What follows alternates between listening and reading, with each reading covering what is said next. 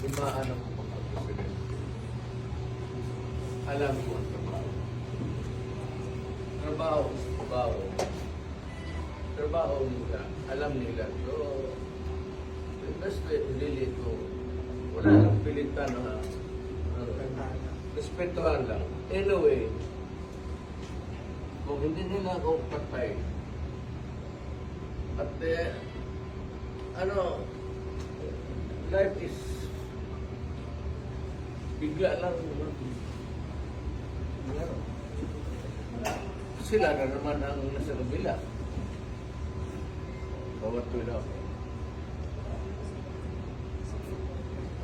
Alam naman nila ang possibility niyan. It's just a matter of months actually. Kung manalo si Inday pagka-presidente, saan ito pulutin ito mga ito? Ubos ito. Iya, kailangan si sulit na maaway. Kailangan hindi lang pilihan si Inday. Tatakbo ng presidente yan. Lalo na ngayon, nagsindirin ng simpatiya. Puta, yan ang plus yan. Pag ilang months na, ibang presidente na naman, saan ito pupulutin ito mga ito? Ang problema, katrabaho lang ito, happen to be, ako, naiintindihan ko. Kaya, sinabi ko, this madness has to end. Ano lang kasi is ang procedure kasi, let me be very frank with you. When you are placed under arrest, ibang presidente na naman, saan ito pupulutin ito mga to? Ang problema, katrabaho lang ito, happen to be, ako, naiintindihan ko. Kaya, sinabi ko, this madness has to end. Sino kasama niyo dyan, ma'am? Hindi pa sila Ano lang kasi is, ang procedure kasi, let me be very frank with you. When you are placed under arrest, you have to submit to the person in authority making the arrest. Then, when you are already arrested and maybe detained, then you have to start the machinery of justice roll. We go to the Supreme Court. Pag hindi, ako, Go to the Supreme dumaan ako sa rap, okay na sa akin. Well, nothing to lose na ako. Nothing to lose, absolutely nothing. Hindi ba rin ako sabihin mo kulong ng habang buhay? Wala ako.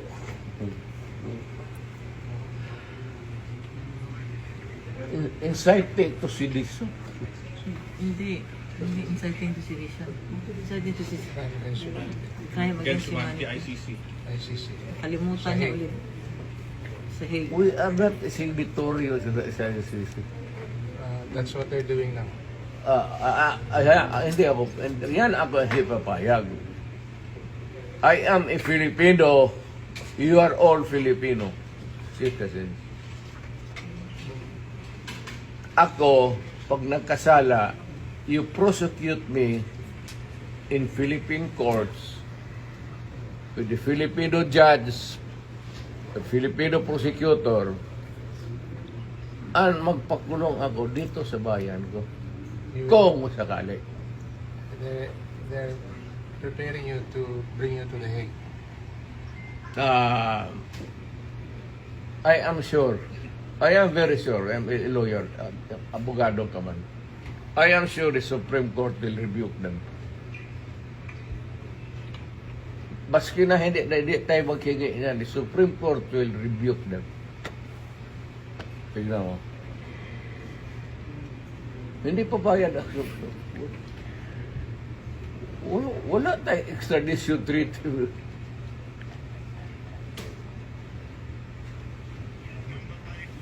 At saka nag-withdraw na tayo.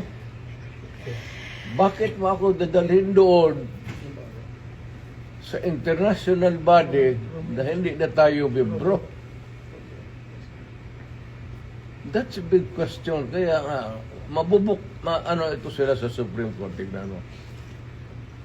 Whether rightly or wrongly ang decision na mag-withdraw tayo sa ICC, the fact that we are already not a member.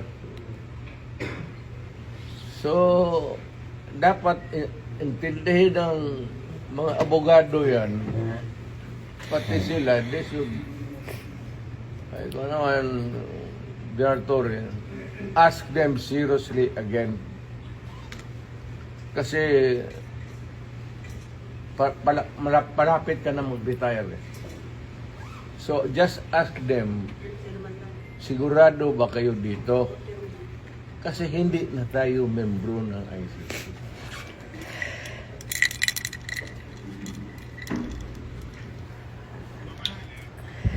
Medisina ko. Sabihin lang ng drama. Sabihin mo, sabihin mo totoo, hindi alam nila yan. Matanda ka na, kailangan mong medisina.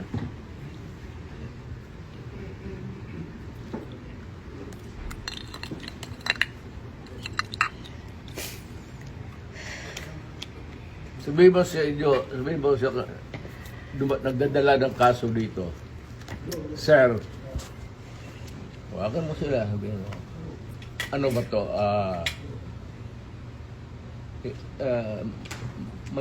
May bariyan kasi. Pero kung sasama ako sa iyo, huwag kang magtingin dyan, sasama ako sa iyo. Yes, sir. Thank you, sir.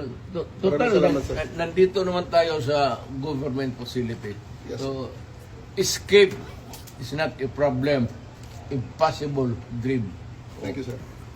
Okay lang mga parado. Ang akin lang, I might not have the chance anymore to lecture on you na the serious implications nito. Yes, sir. We have withdrawn and then you allow me to be brought to a body of which we are no longer a member. Isa yan. Kaya sabihin mo din sa prosecutor, sabi ni Mayor, kindly ponder on this seriously. Makakarating, sir. Alam mo man, nabasa mo man siguro, withdraw na tayo. Makakarating, sir. So, bakit mo ako dalhin doon sa international body na hindi tayo membro? Kung balang araw, per chance, kung isa sa inyo magkakaroon ng kaso, at joking ko yung mga politika to, ay, alam mo naman politika ito. Sabihin ko siguro, doon hatakin mo yan doon sa maligayahan kayo niyan. I'm reminding you, not because I want to, I'm not berating you actually. I'm giving you a lecture na ponder on it seriously because magkakaroon ito ng implication. Una-una, I don't know about, but my family, lalo na si Vice President,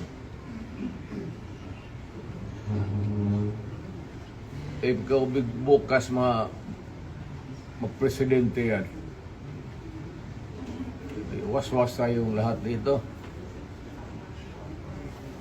Or on a longer term, kung tatakbo yan, mananalo yan dahil nga sa ginawa ninyo tuloy yung ano.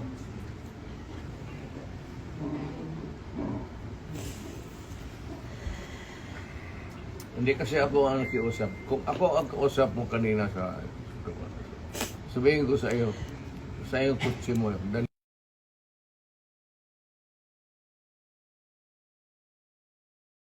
ano, sasakay ako. Yes, thank you, sir. And then, sir, may bus tayo, sir, sa labas. Kasama, sir, ang family mo, sir. Hindi, Four of you. hindi ko na, wala. Iiwan ko na. You can have a choice of 3 other companions, sir. Please. Wala. Abogado. Yes, sir. Wala man kayong ano. Wala. What's the worst that, kasi ito rin, what's the worst that they can, Hague. malayo masyado yung Hague. Kaya doon ka nga dalahin eh. They're actually breaking you to the Hague. Yun ang sinabi ni General Torre. That is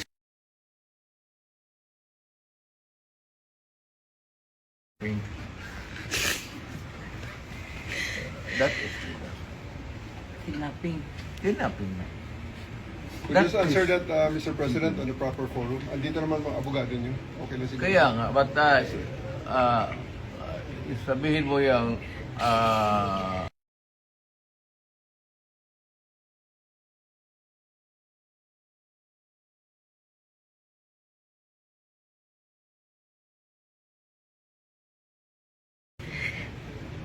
ICC is out of the question.